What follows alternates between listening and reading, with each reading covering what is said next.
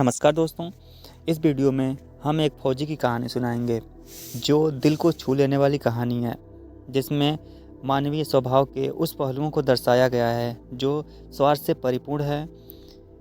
ये एक सैनिक की कहानी है जो अपनी जान पर खेलकर देश के लिए लड़ता है, मगर उसके बाद उसे जीवन और अपने करीबियों की दिल में छुपी हुई वास्तविकता का पता चलता है जो उसे झकझोर देती है।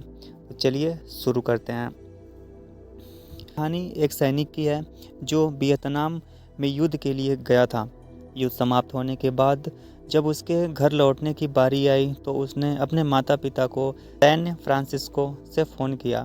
माँ और पिताजी, मैं घर आ रहा हूँ, लेकिन घर आने से पहले मुझे आपसे एक बात पूछनी है।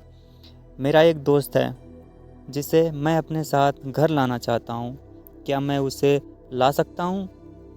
बिल्कुल बेटा, ये भी कोई पूछने वाली बात है। हमें तुम्हारे दोस्त से मिलकर बहुत खुशी होगी, माता पिता ने जवाब दिया। लेकिन पहले एक बात आप लोग जान लें, सैनिक बोलता गया। युद्ध में वह बहुत बुरी तरह घायल हो गया है। उसने एक बारूदी सुरंग पर पैर रख दिया था और उसने अपना एक हाथ और पैर गंवा दिए। उसके पास कोई जगह नहीं है जहां वो जा सके, इसलिए मैं उसे अपने साथ रहने के लिए लाना चाहता हूँ। उसकी यह बात सुनकर उसकी माँ बोली, बेटा, तुम्हारे दोस्त के बारे में जानकर हमें बहुत दुख हुआ। हो सकता है हम उसके रहने के लिए कोई जगह तलाश कर सकें। नहीं माँ, मैं चाहता हूँ कि वो मेरे साथ रहे। लेकिन बेटा, अब पिता ने कहा, तुम समझ नहीं रहे हो कि तुम क्या चाह रहे हो। इस तरह का अपाहिज व्यक्ति हमारे लिए कितना बड़ा बोझ होगा। हमारी अपनी ज़िंदगी है जीने के लिए और हम नहीं चाहते कि इस तरह की कोई परिस्थिति हमारी ज़िंदगी में दखल दे। मेरे हिसाब से तुम्हें अकेले घर आना चाहिए और अपने दोस्त को वहीं छोड़ देना चाहिए। वह अपनी ज़िंदगी जीने के लिए कोई न कोई रास्ता निकाल लेगा। यह सुनकर उस सैनिक ने फ़ोन रख दिया। कुछ दिनों बाद उसके माता पिता को सैनिक फ्रांसिस्को पुलिस से एक संदेश मिला जिसमें उन्हें बताया गया कि उनके बेटे की एक बिल्डिंग से गिरकर मौत हो गई है। पुलिस के हिसाब से ये एक सुसाइड केस था। दुखी माता पिता ने तुरंत ही सैन फ्रांसिस्को के लिए फ़्लाइट बुक कराई और वहां पहुंच गए।